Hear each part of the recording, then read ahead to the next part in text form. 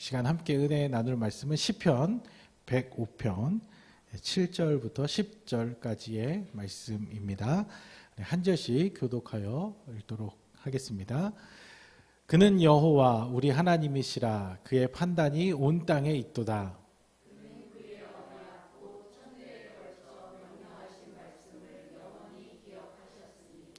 이것은 아브라함과 맺은 언약이고 이삭에게 하신 맹세이며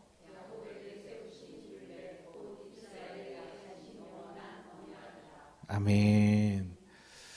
네, 오늘 예배 가운데 나오신 우리 모든 성도님들 가운데 하나님께 주시는 놀라운 은혜와 평강이 날마다 함께 하시기를 주님의 이름으로 간절히 축복합니다. 네, 한 주간 평안히 잘 보내셨나요? 네. 7월부터 이제 새로운 시즌이 시작이 되었는데요. 지난 주일에는 특별히 이제 풍성한 찬양의 은혜를 나누면서 새롭게 시즌을 시작했는데요. 좀 많이 은혜가 되셨나요? 예, 저도 오랜만에 이제 찬양을 통해 가슴 뜨거워지는 그런 시간이 되었던 것 같습니다. 이제 새롭게 또 시작한 성경 통독도 함께 잘 따라오고 계시죠? 예, 특별히 이제 그동안 우리가 성경 통독을 시즌별로 계속 했는데 이제 다 완독하신 분들은 이번 시즌까지 하면 이제 전체 1독이 마무리가 됩니다. 뭐 이미 이전에 이제 성경 통독을 여러 번 성공하셨던 분들도 있고 또 어떤 분들은 처음 성공하신 분들도 있으실 것 같은데 뭐 성경 한 번 이제 통독한다고 이제 모든 게 다 깨달아지는 거는 또 아니니까요. 읽어도 참 이해하기 어려운 것이 성경이기 때문에 가장 중요한 것은 이 말씀을 매일 가까이 하는 그 습관을 놓치지 않는 것이 참 중요한 것 같습니다. 그래서 늘 말씀을 가까이 두고 말씀을 묵상하시는 우리 성도님들 되시면 좋을 것 같습니다. 특별히 이제 우리가 이번에 이제 성경 통독할 때 그래도 이제 우리 성경을 좀 쉽게 이해하고 전체적인 맥락을 좀 잡아보고자 이제 쉬운 성경으로 같이 함께 읽어봤는데요. 어떻게 좀 맥락이 좀 잡히시던가요? 네. 좀 성경이 그래도 조금 딱딱하지 않고 좀 친숙하게 다가오셨나요? 네. 네, 반응이 없으신. 여전히 이제 쉽지 않은 부분이 있습니다.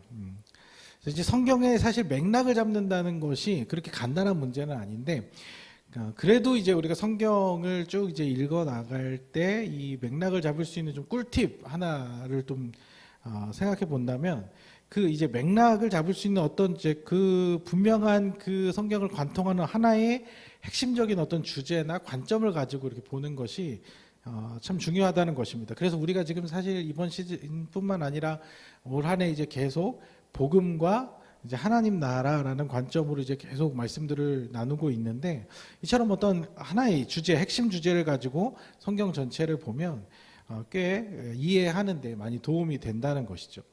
그래서 물론 이제 이번 시즌도 계속 복음적 관점 또 하나님 나라의 관점으로 말씀을 살펴볼 건데 그 중에서도 특별히 이제 이번 시즌에는 성경 전체에 흐르고 있는 언약, 즉 하나님의 약속 이 관점으로 조금 더 말씀을 좀 살펴보려고 합니다. 여러분들 언약 들어보셨죠? 언약이 뭐죠?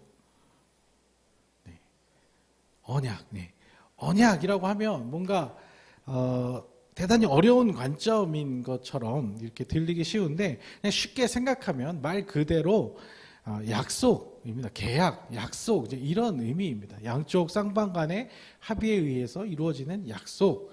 그래서 이제 말로 하는 언약 이렇게 이야기를 할 수 있는데요. 자, 성경을 크게 두 부분으로 나누면 뭐와 뭐로 나누죠? 네. 성과 경으로 나누나요? 네. 아니죠. 네. 성경하면 이제 신약, 구약 이렇게 나누지 않습니까? 그래서 이제 한자에 보면 약이라고 되어 있는 게 약속을 의미하는 거잖아요. 영어로도 이제 테스터먼트라는 것이 이제 뭐 증거라는 의미도 있지만 어떤 유언 이런 의미를 담고 있고 특별히 이제 언약을 이제 영어로 표현할 때 이제 이 테스터먼트라는 표현을 씁니다. 그러니까 이게 성경이라는 것 자체가 약속, 언약 이것이 주된 내용을 다루고 있는 책이라는 것이죠. 그래서 옛 언약과 이 새 언약에 대해서 이야기를 하고 있는 것입니다. 그러니까 하나님은 옛날부터 처음부터 지금까지 우리에게 약속으로 다가오십니다. 창세 때부터 지금까지 계속해서 인간들을 찾아오셔서 약속을 맺으셨습니다. 그리고 그 약속을 아주 성실하게 이행하고 계신 분입니다. 모든 약속을 아주 신실하게 지키고 계신 분이십니다. 자, 오늘 본문 7절과 8절의 말씀을 다시 한번 읽어볼까요? 그는 여호와 우리 하나님이시라. 그의 판단이 온 땅에 있도다. 그는 그 언약 곧 천대에 명하신 말씀을 영원히 기억하셨으니. 하나님은 결코 그 약속, 그 언약을 잊지 않고 기억하시는 분, 천대에 명하신 말씀도 영원히 기억하고 지키시는 분이라고 말씀하고 있는 것입니다. 성경은 그 약속에 대한 책입니다. 하나님께서 어떻게 약속을 시작하셨는지, 또 그 약속을 어떻게 이루어 가시는지, 반면 인간은 왜 자꾸 그 약속을 파기하고 그 약속에서 벗어나려고 하는지, 하나님은 그렇게 약속에서 자꾸 벗어나는 인간들을 어떻게 다시 회복시키셔서 이 약속의 자리에 다시 앉히시는지, 이런 내용들이 계속해서 반복되고 있는 것이 바로 성경의 내용이라는 것입니다. 그리고 이 성경에서 다 끝난 것이 아니에요. 이 이야기는, 이 약속에 대한 이야기는 아직까지도 끝나지 않았습니다. 물론 큰 맥락에서는 예수님의 십자가 사역을 통해서 그 약속이 성취되고 이루어졌다라고 볼 수 있지만, 그 약속을 완성해가는 일들은 아직도 여전히 진행 중이라는 것입니다. 예수님으로부터 시작된 이 하나님 나라의 운동도 바로 언약에 기반한 것들이고, 초대교회 이후 지금까지의 모든 기독교 역사 안에서 이 약속은 아직까지도 최종 완성을 향해 진행 중에 있다는 것이죠. 그래서 그럼 이 약속의 내용이 뭔지, 이 약속이 담고 있는 그 내용이 뭔지를 우리가 알아야 지금 우리가 신앙생활을 하는데도 어떻게 신앙생활을 해야 될지, 어떻게 하나님의 뜻을 이루어갈지를 이해하고 알 수 있다는 것이죠. 왜냐하면 이것이 약속이 그럼 계속해서 막 엄청나게 변하는 게 아니라 큰 틀에서 보면 태초부터 맺었던 그 약속이 지금까지도 큰 틀에서는 내용 자체가 크게 다르지 않기 때문입니다.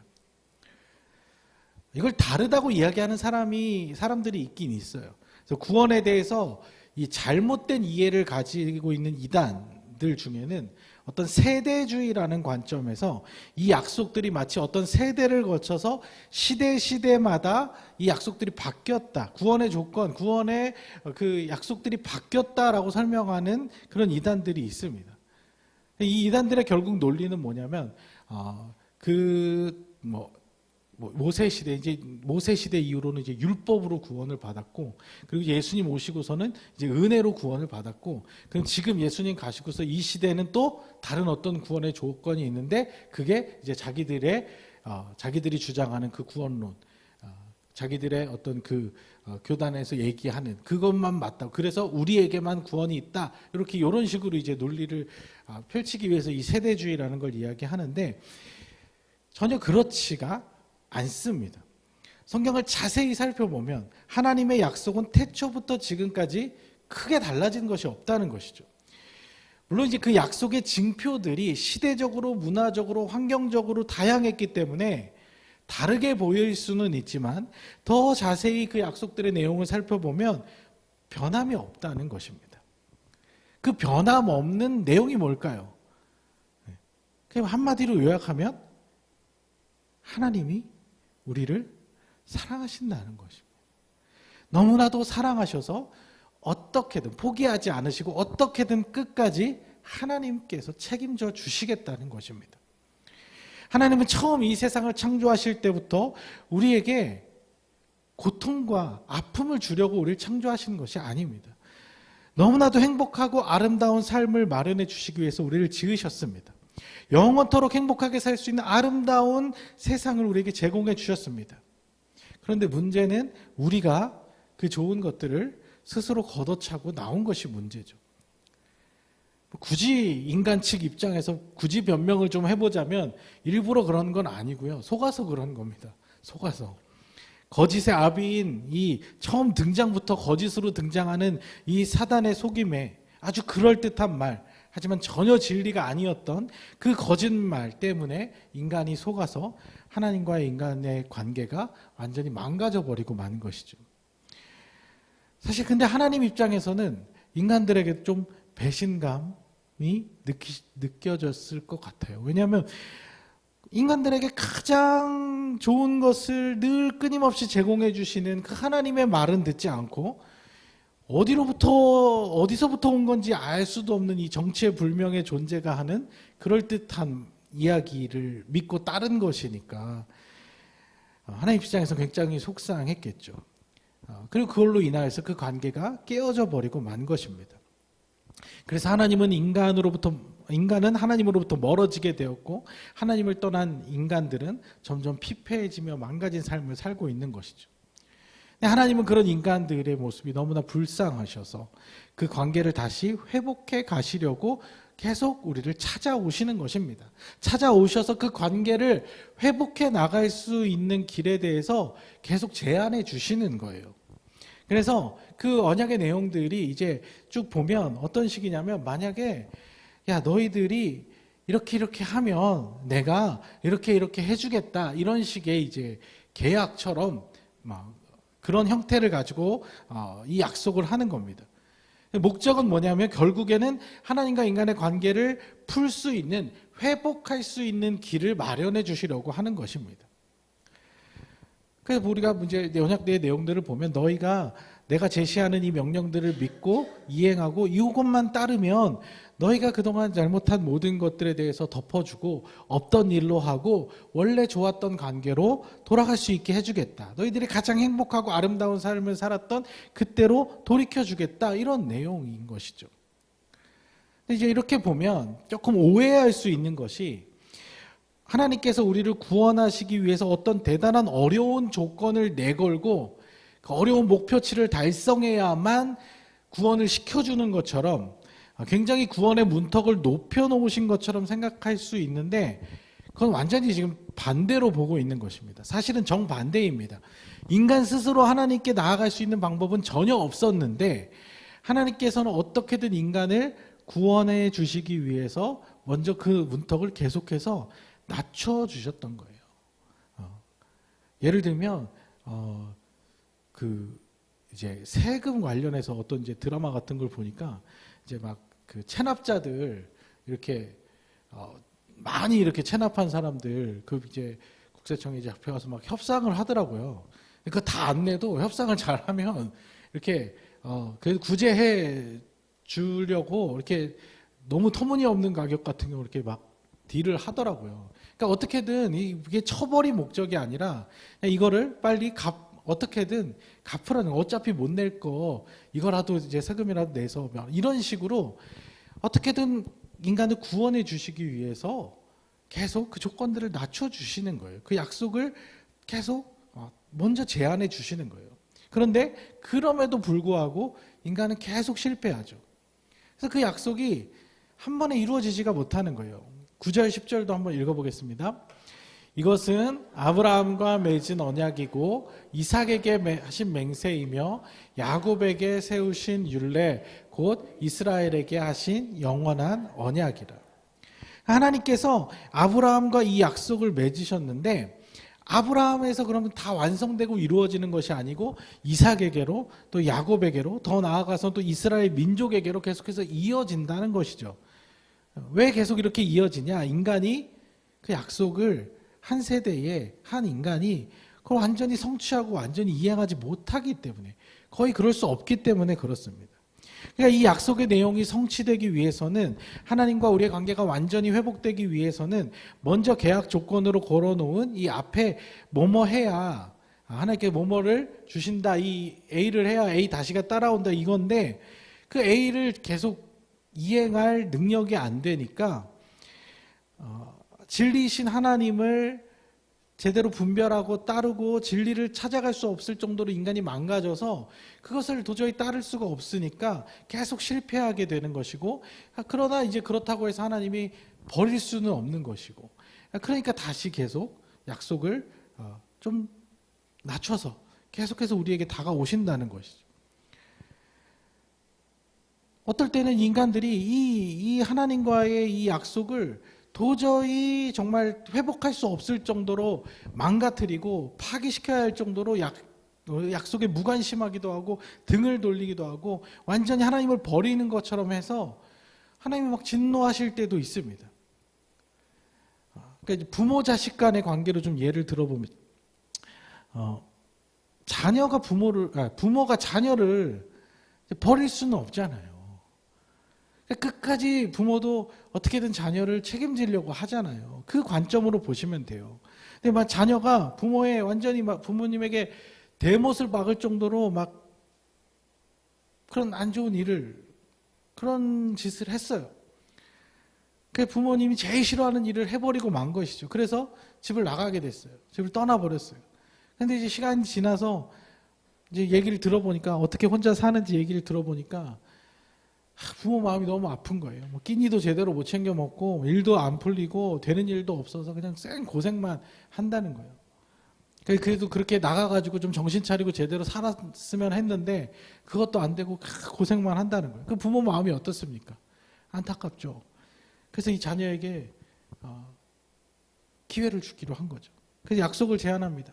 아들아, 딸아, 우리가 바라는 것은 너가 이렇게 살았으면 좋겠다. 너가 이렇게만 해줘. 너가 이것만 지키면 내가 다 용서하고 다시 집으로 돌아올 수 있게 해주겠다. 아무것도 묻지 않고 따지지 않고 다시는 예전의 관계대로 돌아가 줄 테니 요것만 좀 해라. 이렇게.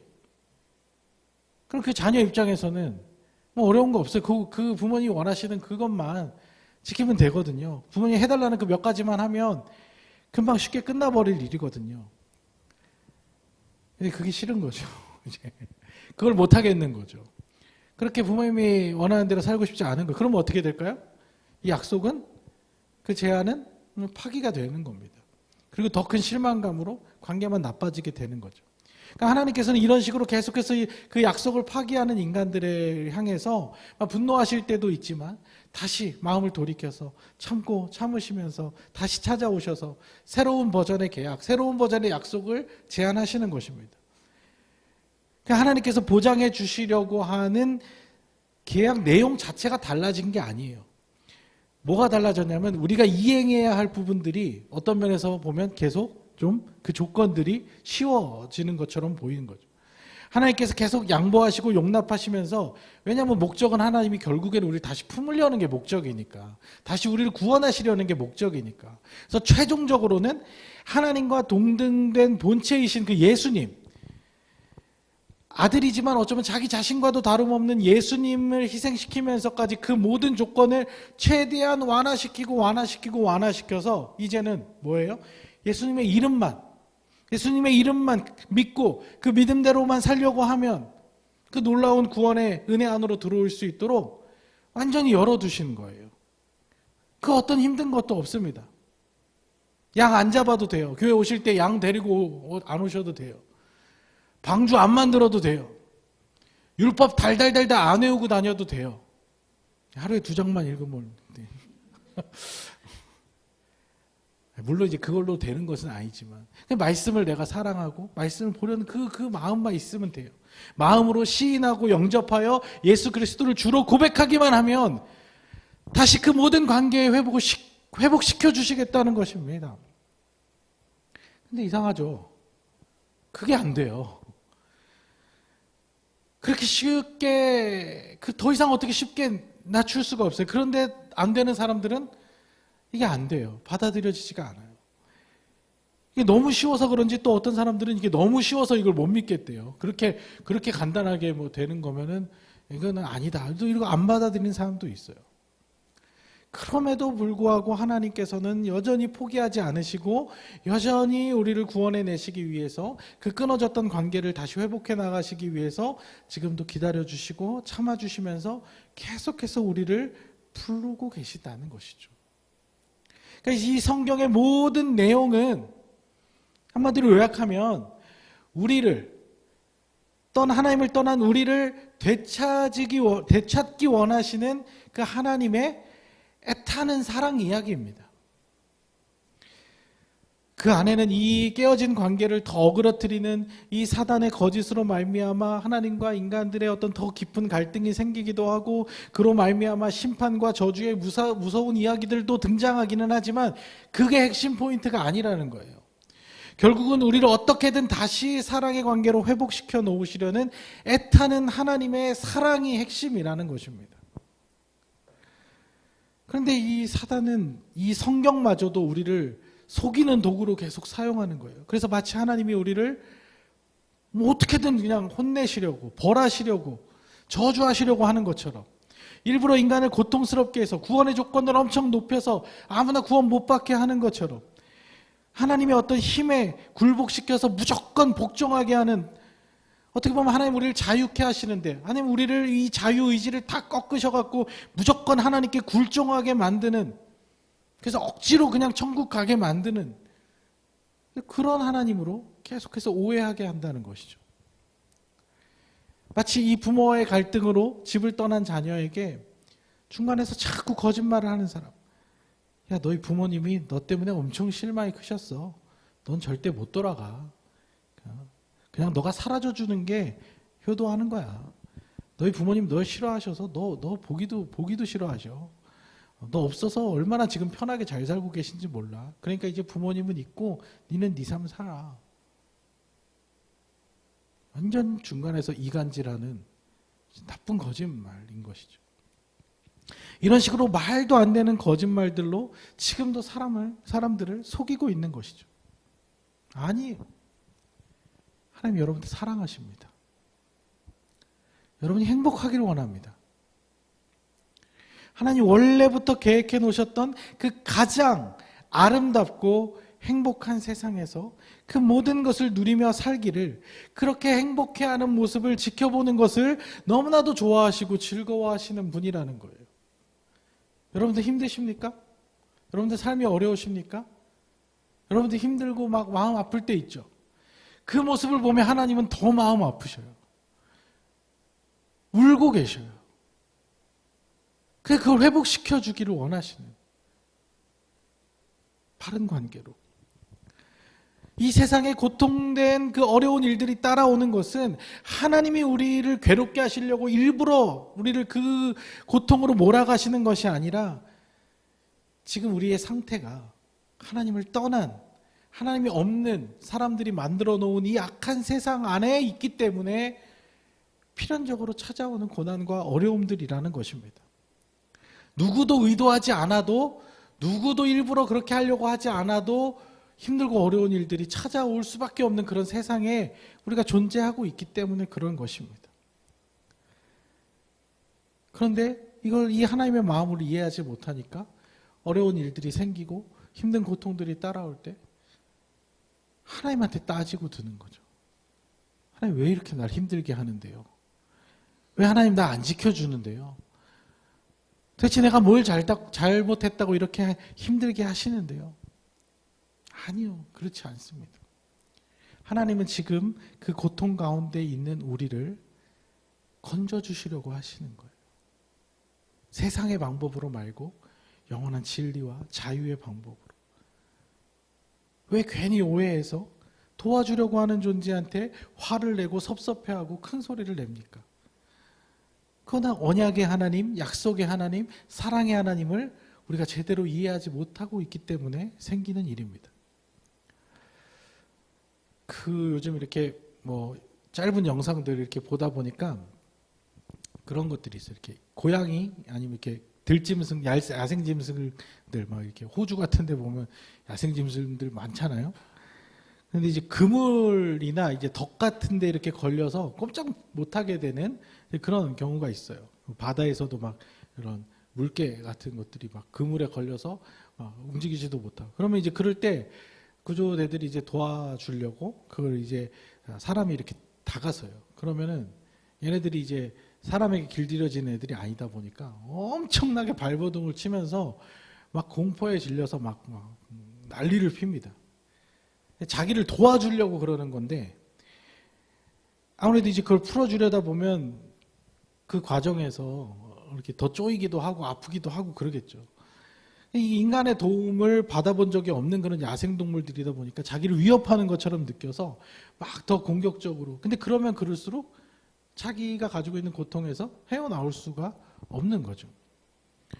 그런 것처럼 우리도 하도 이 세상에서 이 사단의 거짓된 말들에 우리가 너무 속아가지고 우리를 힘들게 하는 건 하나님이 아니고 바로 그 거짓의 압이 사단인데, 세상이 만들어 놓은 이 거짓된 가치와 잘못된 사상들이 우리를 억압하고 우리를 힘들게 하고 우리를 더 늪으로 계속해서 끌고 가고 있는 것인데, 우리가 진리를 제대로 알지 못하니, 진리를 분별하지 못하니 결국에는 우리를 자유케 하시고 구원하시려는 하나님한테 성을 내고 애꿎은 하나님한테 화를 낼 때가 있다는 것이죠.